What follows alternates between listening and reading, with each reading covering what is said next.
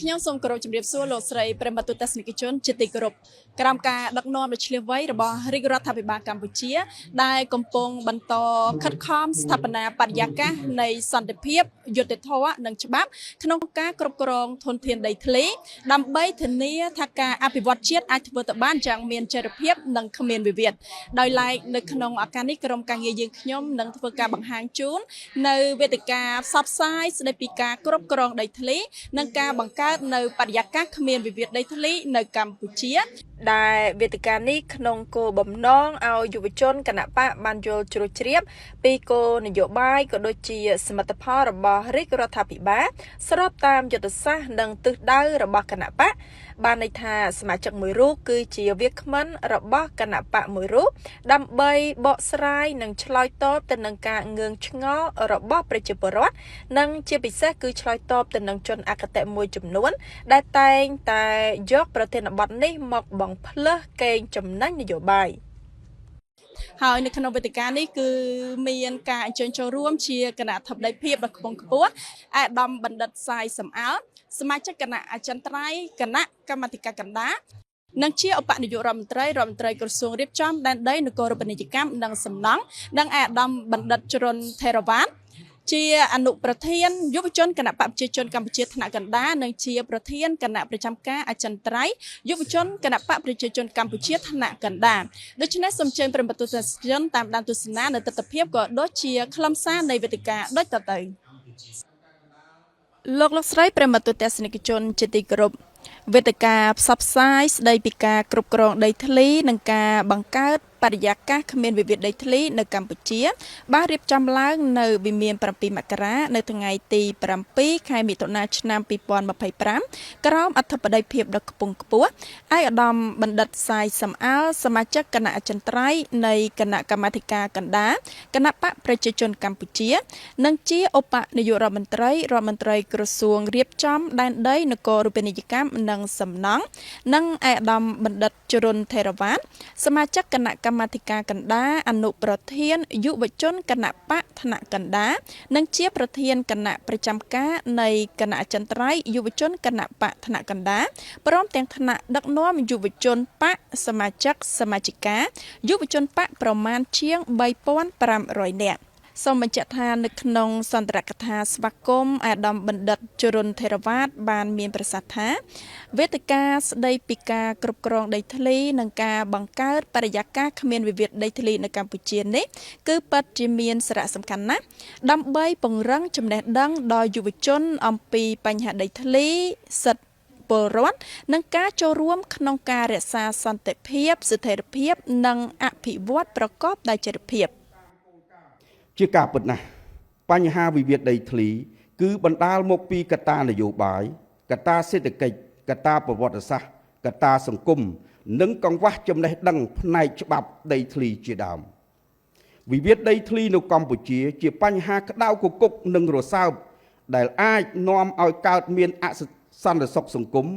និងបានកើនឡើងជាលំដាប់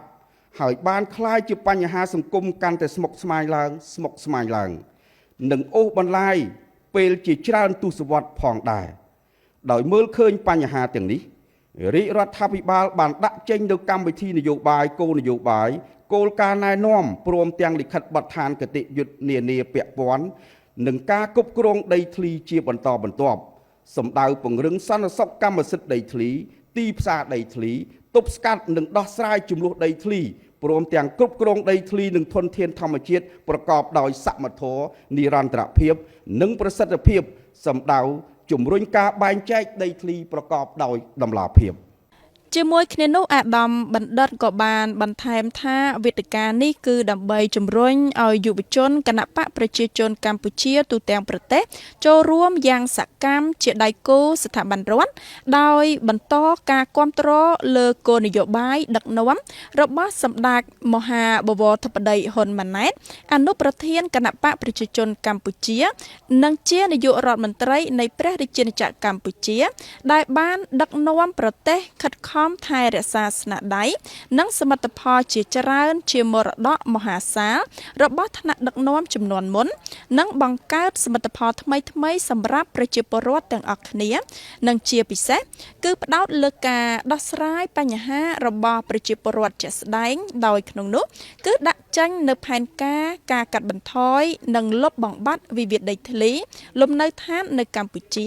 និងផ្ដល់សិទ្ធិលំនៅឋានដីកសិកម្មជូនប្រជាពលរដ្ឋដែលមិនទាន់មានដើម្បីជាក្តីសង្ឃឹមនិងអនាគតរឹងមាំរីកចម្រើនរបស់ប្រជាពលរដ្ឋ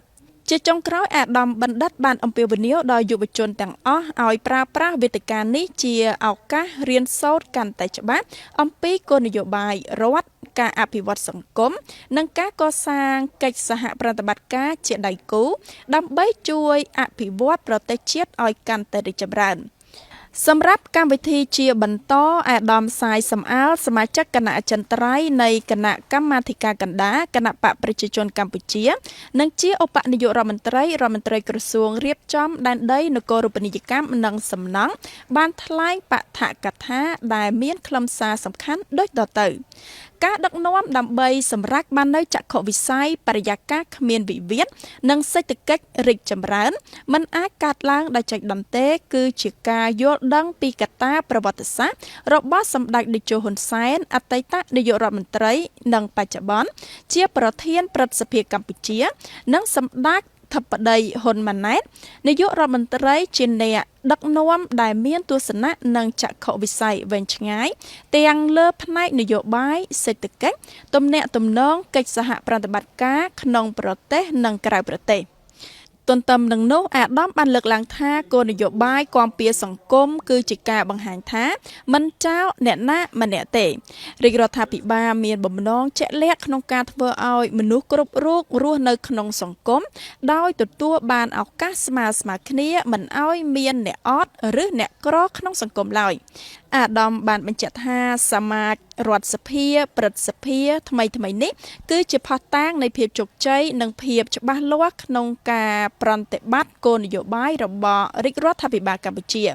អាដាមបណ្ឌិតឧបនាយករដ្ឋមន្ត្រីបន្ថែមថាយើងមិនអាចឈ្នះសង្គ្រាមដោយចុងកំភ្លើងបានទេប៉ុន្តែដោយអំណាចនៃកិច្ចសហប្រតិបត្តិការលើផ្នែកអភិវឌ្ឍសេដ្ឋកិច្ចនិងសង្គម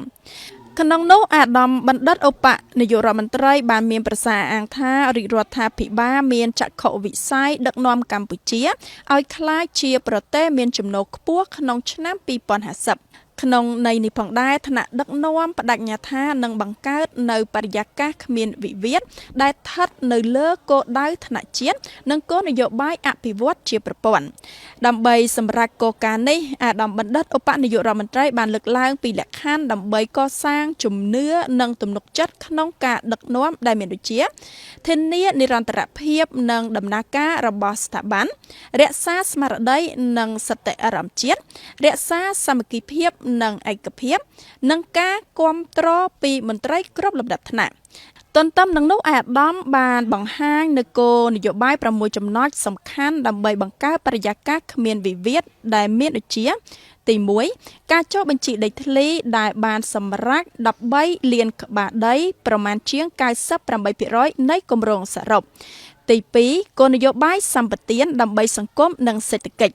ទី3ការផ្ដល់សេវាគាប់ចិត្តដល់ប្រជាពលរដ្ឋទី4ការថែរក្សាដីធ្លីនៅតំបន់បឹងទន្លេសាបទី5ការគ្រប់គ្រងតំបន់បេតិកភណ្ឌអង្គរទី6ការដោះស្រាយវិវាទបុរីអញ្ចឹងខ្ញុំដាក់ចេញនៅគោលនយោបាយមួយថាក្នុងការបង្កើតបរិយាកាសគ្មានវិវាទនេះមួយក្នុងនោះគឺការចុះបញ្ជីដីបង្ហើយការចុះបញ្ជីដីបង្ហើយនេះយើងស្រុកខ្មែរយើងមាន13លានក្បាលដីប្រមាណ13លានក្បាលដីដើមអាណត្តិនេះយើងនៅសល់5លានក្បាលដីថ្ងៃនេះព្រឹកនេះខ្ញុំអាចជម្រាបជូនអាយដាមលោកទីអលោករស័យថាយើងនៅសល់តែ20,000នេះទៀតទេបាទ20,000ក្បាលដីទៀតទេនៅសល់នៅរតនគិរីវងធំកោះកុង13នឹងទៀតទេហើយយើងនឹងចប់ហើយ13លានក្បាលដីនេះបាទហើយ13លាននេះសម្រាប់ខ្ញុំគឺជាពាងទឹកដ៏ជាយុទ្ធសាស្ត្ររបស់យើងអានឹងដូចរៀបចំជីវិតរបស់ខ្លួនឯងចឹង 13លាននេះពាក់កណ្ដាលគឺជាដីស្រែចម្ការពាក់កណ្ដាលដីលំនៅឋានចឹងពុនរបស់យើងអាចយកពីនេះមកបានតែខ្ញុំនិយាយនេះកុំយកទៅបកស្រាយថាខ្ញុំនឹងដាក់ពុនមែនទេគ្រាន់តែថានេះគឺការត្រៀមលក្ខណៈអានឹងគឺអាស្រ័យលើក្រសួងសេដ្ឋកិច្ចហិរញ្ញវត្ថុនិងពន្ធដារបាទតែនេះជាពាងទឹកមួយរបស់យើងបាទចំណូលរបស់រដ្ឋនេះធំបាទហើយការវាស់វែងដីធ្លីចេញបាននេះពិសេសចេញបានហើយអានន្ទិលសង្ស័យអាចំនួនគ្នាទៅអស់លីងមកបាទអស់តែគុំតែខ្ញុំក៏ត្រូវក្នុងហ្នឹងខ្ញុំធ្វើយុទ្ធសាស្ត្រការសម្អាតកែតម្រូវកែសម្រួលដែរបងប្អូនអាចសួរខ្ញុំចំមិនត្រូវកែតម្រូវកែសម្រួលចូលពីមុនទាញខ្សែវាស់ហ្នឹងឥឡូវមានផ្កាយណោមអញ្ចឹងរៀបចំឡើងវិញឲ្យស្អាតខ្ញុំអាចជម្រាបជូនភូមិខ្លះខុស2ម៉ែត្រ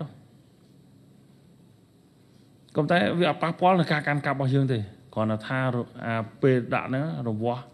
យាមការហ្នឹងខុសអញ្ចឹងយើងទៅកែសម្រួលកែឡើងវិញទាំងអស់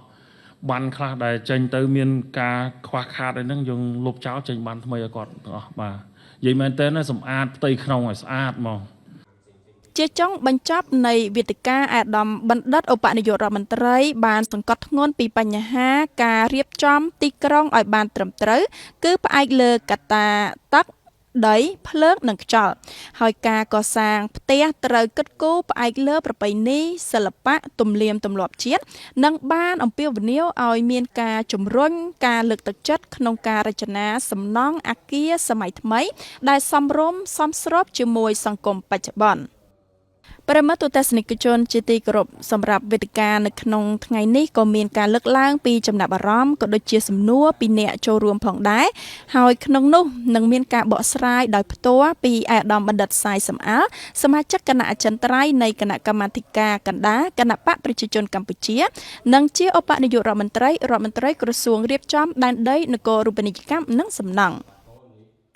ដោយឡែកចំពោះការថ្លែងសន្ទរកថាប័ណ្ណនៅក្នុងវេទិកាសាធារណៈនាថ្ងៃនេះស្ដីពីការគ្រប់គ្រងដីធ្លីនិងការបង្កើតបរិយាកាសគ្មានវិវាទនៅកម្ពុជាអាដាមបណ្ឌិតជ្រុនថេរវ៉ាតសមាជិកគណៈកម្មាធិការកណ្ដាលអនុប្រធានយុវជនគណៈបកថ្នាក់កណ្ដាលនិងជាប្រធានគណៈប្រចាំការនៃគណៈអចិន្ត្រៃយ៍យុវជនគណៈបកថ្នាក់កណ្ដាលបានសម្ដែងការដឹងគុណយ៉ាងជ្រាលជ្រៅចំពោះការអញ្ជើញធ្វើបឋកថារបស់អាដាមសាយសំអាលសមាជិកគណៈអចិន្ត្រៃយ៍នៃគណៈកម្មាធិការកណ្ដាលគណៈបកប្រជាជនកម្ពុជានិងជាឧបនាយករដ្ឋមន្ត្រីក្រសួងរៀបចំដែនដីនគររូបនីយកម្មនិងសំណង់និងការចូលរួមយ៉ាងសកម្មពីសំណាក់យុវជនគណៈបកប្រជាជនកម្ពុជានិងក្រុមការងារទាំងអស់ដែលបានចូលរួមចំណែកធ្វើឲ្យវេទិកានេះប្រព្រឹត្តទៅដោយភាពជោគជ័យអាដាមក៏បានបញ្ជាក់ថាវេទិកានេះបានបង្ហាញយ៉ាងច្បាស់ពីចក្ខុវិស័យនិងយុទ្ធសាស្ត្រនៃការគ្រប់គ្រងដីធ្លីដោះស្រាយវិវាទនិងការរក្សាបរិយាកាសសង្គមឲ្យមានស្ថិរភាពសម្រាប់គន្លឹះនៃការងារសំខាន់រួមមានការចុះបញ្ជីដី13លានក្បាលដីដោះស្រាយវិវាទដីធ្លីក្នុងបុរីផ្ដល់សេវាបំពេញចិត្តការអភិរក្សបឹងទន្លេសាបនិងការរៀបចំតំបន់បេតិកភណ្ឌអង្គរនិងម្យ៉ាងទៀតអំពីសារៈសំខាន់នៃការចូលរួមផ្សព្វផ្សាយគំនិតវិជ្ជមាននិងការរៀបចំខ្លួនសម្រាប់ការបោះឆ្នោតជាតិនៅឆ្នាំ2027និង2028ដើម្បីធានាថាកម្ពុជាធ្វើដំណើរទៅមុខក្នុងបរិយាកាសនយោបាយមានស្ថិរភាពនិងសេដ្ឋកិច្ចរីកចម្រើននៅចុងបញ្ចប់អាដាមបណ្ឌិតបានលើកឡើងថាយុវជនគណបកត្រូវបន្តដើរតាមទស្សនវិស័យរបស់សម្ដេចតេជោហ៊ុនសែនប្រធានគណៈបកប្រជាជនកម្ពុជានិងសម្ដេចធិបតីហ៊ុនម៉ាណែតអនុប្រធានគណៈបកប្រជាជនកម្ពុជា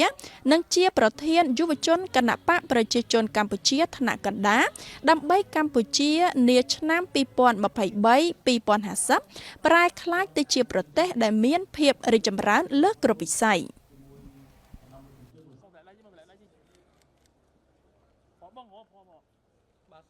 បាទខ្ញុំយល់ឃើញថាវេទិកាថ្ងៃនេះគឺធ្វើឡើងទៅតាមផែនការយុទ្ធសាស្ត្របញ្ចករបស់រដ្ឋាភិបាលគឺពាក់ព័ន្ធនឹងការគ្រប់គ្រងដីធ្លី នេះគឺជាបញ្ហាសំខាន់សម្រាប់ការរៀបចំប្រទេសជាតិយើងទៅថ្ងៃខាងមុខ ដូចយើងដឹងស្រាប់ហើយបន្ទាប់ពីយើងទទួលបានឯករាជ្យនៅឆ្នាំ1953មកគឺបញ្ហាវិវាទដីធ្លីនេះតែងតែបង្កកើតឡើងមកជាហូរហែមកហើយបន្ទាប់ពីយើងចប់នៅឆ្នាំ1979យើងបែកពីរបបអាប៉តយើងអាចនិយាយបានចាក់បានហើយបញ្ហាវិវាទនេះវាតែងតែកើតឡើងជាហូរហែដូចជាការចំនួនដីធ្លីឬក៏ការបែងចែកដីធ្លីមិនច្បាស់លាស់ផងដែរហើយមួយវិញទៀតខ្ញុំបានត្រង់ស្ដាប់សម្ដីរបស់គាត់បានថាលុះត្រាតែមានការចូលរួមពីប្រជាជនផងដែរទើបមានការដោះស្រាយវិវាទដីធ្លីបានទៅរលូនហើយទាមទារឲ្យមានប្រជាជនមានភាពយល់ដឹងកាន់តែច្បាស់ពីបញ្ហាវិវាទដីធ្លីនេះព្រោះថាបញ្ហាវិវាទដីធ្លីនេះវាជាបញ្ហាធំមួយនៅក្នុងប្រទេសយើងផងដែរបើសិនជាយើងຕົកឬក៏យើងគ្មានយន្តការណាមួយទេវាតែងតែបង្កឡើងជាហូរហែរហូតដល់តកូនតចៅរបស់យើងដែរបាទខ្ញុំអាចទទួលបានបទពិសោធន៍ខ្លះៗតាក់ទងជាមួយនឹងការដោះស្រាយបញ្ហាវិវាទដីធ្លីឬក៏យុទ្ធសាស្ត្រដែលគាត់រៀបចំឡើងមកគឺដើម្បីរៀបចំដីធ្លីឲ្យមានភាពប្រសើរឡើងដោយជាការរៀបចំឲ្យប្រជាជនមានទីលំនៅស្នាក់អាស្រ័យបានសមរម្យដោយឃ្លាគាត់លើកឡើងថាប្រជាជនទាំងអស់ត្រូវតែមានដំបូលអញ្ចឹងមានន័យថាគឺប្រជាជនទាំងអស់គឺត្រូវតែមានផ្ទះសម្រាប់ស្នាក់នៅបានសមរម្យដែរសម្រាប់ចំណាប់អារម្មណ៍នៅក្នុងវេទិកាថ្ងៃនេះគឺខ្ញុំមានចំណាប់អារម្មណ៍ថាទទួលបាននៅបទពិសោធន៍និងចំណេះដឹងថ្មីសម្រាប់នាងខ្ញុំផ្ទាល់ហើយនាងខ្ញុំនឹងយកចំណេះដឹងដែលខ្ញុំទទួលបានពីលោកឧបនាយករដ្ឋមន្ត្រីយើងហ្នឹងសម្រាប់ទៅចែកជូនឬក៏ផ្សព្វផ្សាយទៅជូនបងប្អូននៅតាមភូមិស្រុកផងដែរចា៎អំឡុងពេលនេះគឺក្រសួងក៏បានដាក់ផែនការចុះវាវិញលក្ខណៈជាប្រព័ន្ធទូទាំងប្រទេសហើយយើងនឹងក្រុងបញ្ចប់នៅចុងឆ្នាំ2026នេះឲ្យចប់សពគ្រប់ហើយរាល់ការដែលចេញបានកម្មសិទ្ធិទាំងអស់ទូទាំងប្រទេសនឹងខ្ញុំសង្ឃឹមថានឹងចូលរួមក្នុងការកាត់បន្ថយវិវាទនឹងទៅថ្ងៃអនាគតបានច្រើនបាទចំពោះការដោះស្រាយវិវាទនៅតំបន់ដែលខ្ញុំបានរស់នៅផ្ទាល់ដែរគឺមានភាពប្រសើរឡើងដោយសារមានការចូលរួមឬក៏ដាក់ចេញនូវយុទ្ធសាស្ត្រផ្សេងពីរាជរដ្ឋាភិបាលផងដែរអញ្ចឹងខ្ញុំគាំទ្រជានិច្ចនៅការដាក់ចេញយន្តការដោះស្រាយវិវាទដីធ្លីផងដែរលោកស្រីប្រិមត្តទស្សនិកជនជាទីគោរពបន្ទាប់ពីបានចូលរួមនៅក្នុងវេទិកាផ្សព្វផ្សាយស្ដីពីការគ្រប់គ្រងដីធ្លីនិងការបង្កើតនៅបរិយាកាសគ្មានវិវាទដីធ្លីនៅកម្ពុជារួចមកហើយនោះយើងខ្ញុំសង្ឃឹមថាប្រិមត្តទស្សនិកជនប្រកាសជាបានយល់ក៏ដូចជាជ្រាបកាន់តែច្បាស់នៅខ្លឹមសារនៃវេទិកាក្នុងថ្ងៃនេះខណៈនេះយើងខ្ញុំរួមនៅក្រុមការងារសូមអរគុណសូមគោរពលា